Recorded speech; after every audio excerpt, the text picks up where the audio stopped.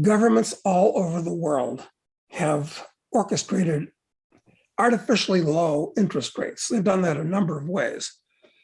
And when interest rates are low, that makes people think, gee, it's not worthwhile saving, but it is worthwhile borrowing. Governments manipulating interest rates is always a disaster, even if for the short run, it can put you in a fool's paradise.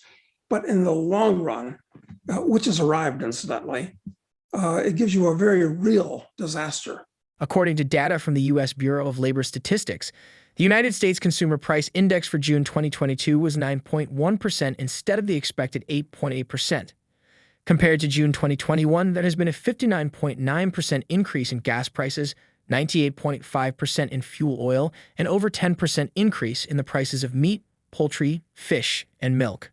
In contrast, real average hourly earnings are down by 3.6%. CPI climbed by 1.3% within a month, the biggest increase since 2005. This will mean a lot of pressure and more interest rate hikes from the Federal Reserve as rising prices continue to sap purchasing power and consumer sentiments. It will also mean a lot of pressure on President Joe Biden and congressional Democrats, whose popularities continue to dwindle ahead of the midterm elections. Though we are yet to see any tangible effects of the interest rate hikes on the rising inflation, its effects on the financial markets can hardly be missed. If anything, more interest rate hikes will probably lower consumers' expectations and bring more uncertainties to an economy that is already fraught with a lot of it. In a recent interview, American writer, speculator, and chairman of Keiser Research talks about the rising interest rates and how they could impact the life of the average American. Keiser acknowledges that the problem is not just an American problem, adding that the global economy is embroiled in a giant disaster right now. In his interview, Keiser also talks about investing and how investors can avoid getting wrecked with the rest of the economy. We will now take you to Keiser's interview. Please watch, like and share this video, drop your comments below, and don't forget to subscribe to the channel. Thanks, and enjoy the video. The stock markets of the world have done really, really well for the last couple of generations. And a lot of it's been driven by phony money, fiat money, artificial credit, created out of nowhere by governments for political reasons. And I'm afraid we're going to have a comeuppance. And that will mean lots of bankruptcies, individual bankruptcies, corporate bankruptcies, pension funds that go under because their assets crash. Look, right now, prices are rising in most Western countries at 10 to 15% per year. Yep. Everything costs 10 to 15% more than it did at this time last year, being conservative. Now, how are you being compensated by that? 1%, 1.5%, 2%, or whatever like that. It's like a guaranteed loss of 8, 10, 15% per year. So where are you going to hide? Can't go in the stock market. Stock markets are still grossly overpriced. I'm not saying that there won't be a big bounce. I'm just saying that they still have a long way to fall. Can't go into the bond market. I mean, bonds are a triple threat to your wealth. You've got the inflation risk. Why are bonds a triple threat? Triple threat for 3 reasons. Number one is inflation, okay?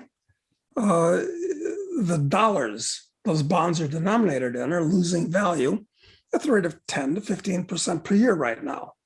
So that's going in. Number 2 is the interest rate risk. Your bonds are what, 2, 3, 4%, whatever they are.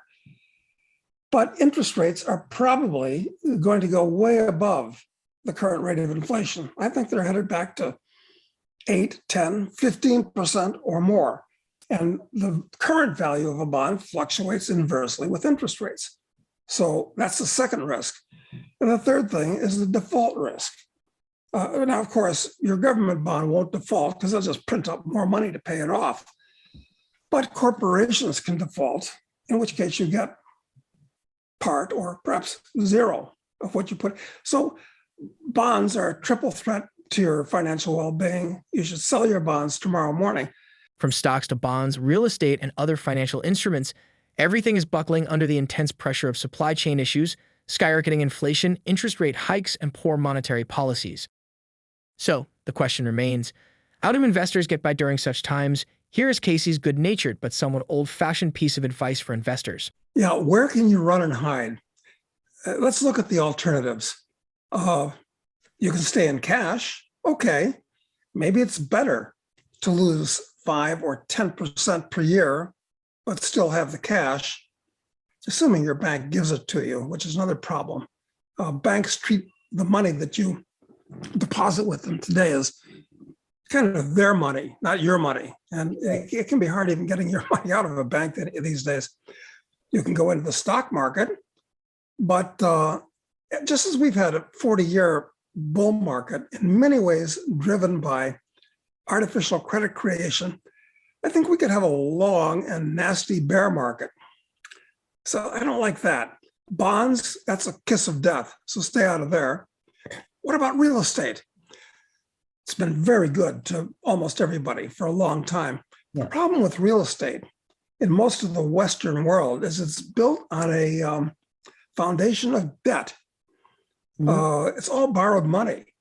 Everybody, not everybody, most people have a mortgage on their house, and that includes commercial buildings and everything else.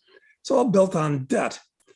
But as interest rates rise, it'll become less possible to build or to buy. And as interest rates go up, which they will, the price of a house fluctuates inversely with it. I mean, I could buy $1 billion house if I had no interest rates and the mortgage extended for 1 million years. I could live in $1 billion house. Okay, but if I'm paying 15% over 10 years, oh, well, I can't afford nearly as much, if you follow what I'm saying. So I'm afraid that real estate in general is kind of overpriced. And the other problem with real estate is it's the thing that is easiest and most liable to be taxed by the government. It's obvious, it can't be hidden.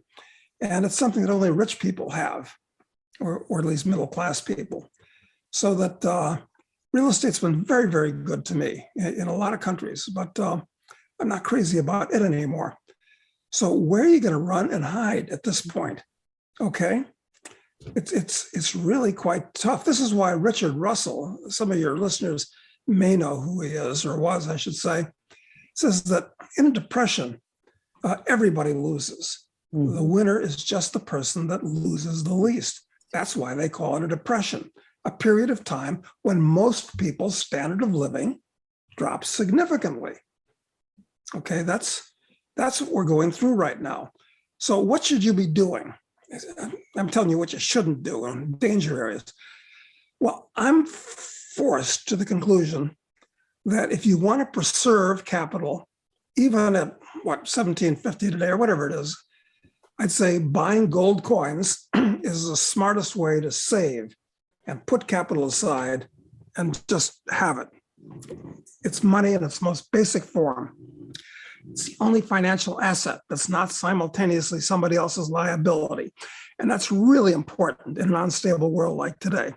So one thing is buy gold, secondarily, buy silver. Different investment entirely, but worthwhile considering in the same light. But I think that you have to try to be a speculator, which is not a good idea for most people.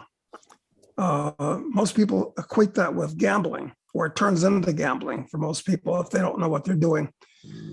But that's the world we live in. But let's say that when this thing is over, depending how stupid governments are, and there's a lot more stupid things they can do, let's say it's over in 10 years, 20 years, 20. It's most of the real wealth in the world will still be here, most of it, barring World War III. And it'll just change ownership. With inflation at a 40-year high and getting so close to the double digits, we can expect even more surprises from the crypto market within the week. As of press time, Bitcoin is trading at $19,239, a 2.73% decrease in the past 24 hours. Ethereum has also lost over 3% and is now trading at $1,036. It's still too early to tell how investors would react to the latest surprise from the Bureau of Labor Statistics. But if the past few months have been an indication of what we can expect now, it might be wise to brace for some turbulence. What do you think about Dub Casey's interview and the latest surprise from the Bureau of Labor Statistics? Please drop your comments and observations below, and don't forget to hit the like button. Thanks for watching.